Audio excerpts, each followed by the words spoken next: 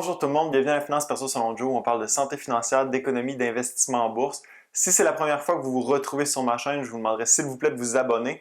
Vous avez simplement à cliquer sur le bouton s'abonner en bas à droite et sur la petite clochette qui se trouve juste à côté. De cette façon, lorsque je vais publier une nouvelle vidéo à chaque semaine, vous allez être notifié. Alors pour ceux qui suivent l'actualité économique, je ne sais pas si vous vous rappelez, il y a quelques semaines, au cours du mois de janvier, Ray Dalio avait donné une entrevue à la CNBC en plein sommet économique de Davos. Et il avait affirmé au cours de cette vidéo-là que finalement, cash is trash, ce qui veut dire que l'argent, c'est de la merde en bon québécois. Ça avait fait le tour de la toile, un peu partout, on avait repris cette citation, puis on avait tenté d'expliquer les propos de Dalio. Puis je pense qu'il n'y a pas meilleur moment pour finalement expliquer ses propos, et je vais me pencher sur cette citation et vous expliquer pourquoi finalement, cash is trash, c'est plus ou moins vrai. Pour ceux qui ne connaissent pas Ray Dalio, c'est un investisseur multimilliardaire américain qui a fondé le fonds d'investissement Bridgewater Associates, qui est un des plus gros fonds d'investissement au monde avec une capitalisation d'autour de 168 milliards si je ne me trompe pas. Avant que je commence ces propos, je vais vous faire jouer le clip qui dure quelques secondes afin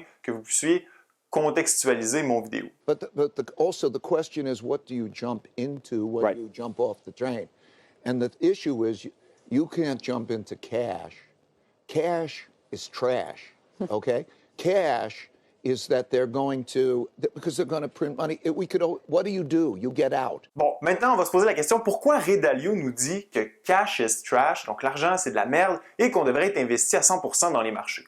Bon, la première chose, c'est le coût d'opportunité de la détention de liquidités. Par exemple, en 2019, le S&P 500, l'indice de S&P 500, comme vous le savez, a connu une année extraordinaire. Le S&P 500 a cru de 30%.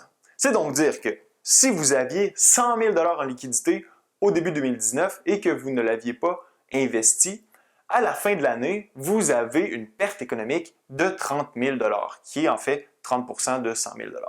Non seulement ça, mais l'inflation en 2019 a été d'environ 2%. Ce qui veut dire que non seulement vous avez une perte économique de 30 000 $, donc du fait que vous n'avez pas investi cet argent, mais vous avez aussi une perte reliée à l'inflation qui est une baisse de votre pouvoir d'achat. Donc la monnaie, d'une année à l'autre, perd de son pouvoir d'achat. Donc ici, avec une inflation de 2%, vous avez perdu 2 000 $. Donc votre 100 000 $ de 2019 vaut en 2020 98 000 $. C'est pour ça que Ray Dalio nous dit que détenir de l'argent, c'est de la merde. Et que selon lui, on devrait être investi à 100% dans les marchés. Est-ce que je suis d'accord avec ça? Pas vraiment. Par contre, si on continue à faire un bout de chemin sur l'inflation, parce que oui, l'inflation, c'est un des plus grands maux de la Terre, c'est-à-dire que ça gruge année après année notre pouvoir d'achat. Donc, par exemple, je vais vous montrer un graphique à l'écran. Si vous aviez, donc si disons vous êtes quelqu'un d'immortel, vous êtes né en 1913 et vous aviez 100 $ américains en 1913, ok? Ce même 100 $ aujourd'hui vaudrait 3,87 $.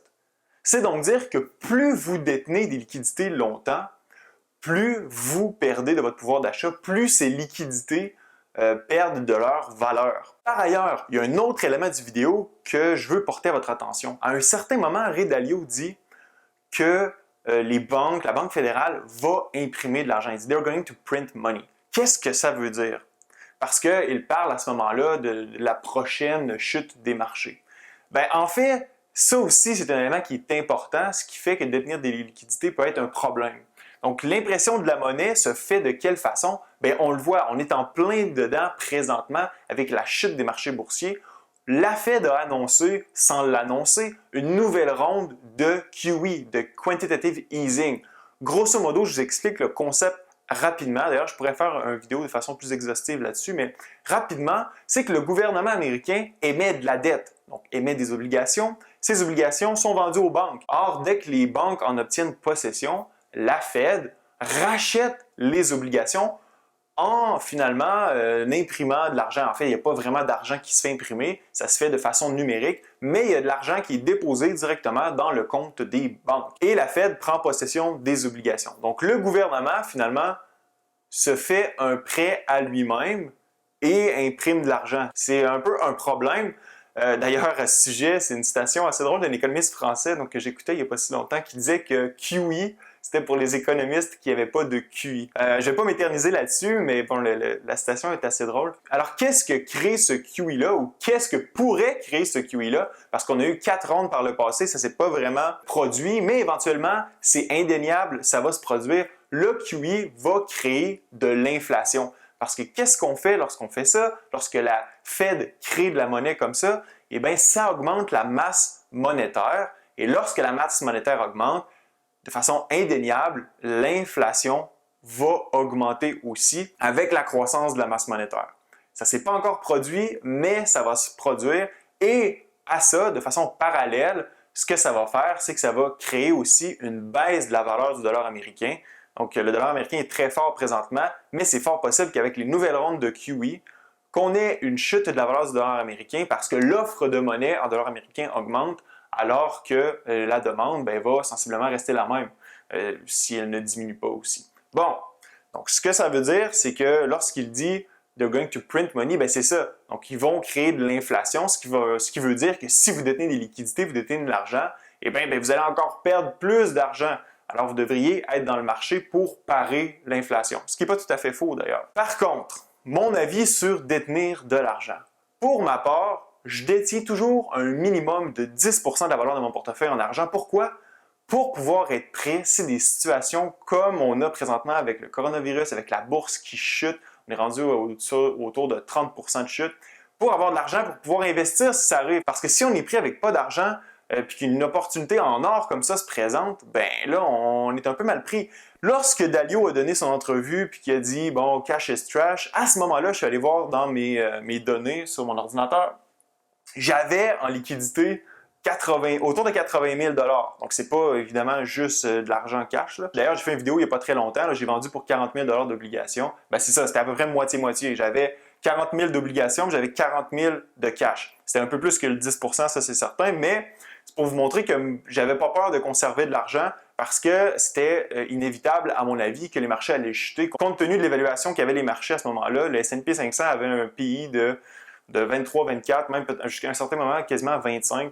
Donc, c'était surévalué les actions. C'est pour ça que j'avais créé une réserve d'argent sur le côté que d'ailleurs je suis en train de déployer et je suis très content d'avoir fait ça. Alors, qu'est-ce qui se passe si vous ne faites pas ça? Si vous dites cash is trash, vous êtes toujours investi à 100%, quand une chute des marchés arrive, vous êtes pris, vous n'avez pas d'argent pour investir. Alors là, j'étais sur les réseaux sociaux aujourd'hui puis je voyais des gens qui parlaient d'investir sur marge.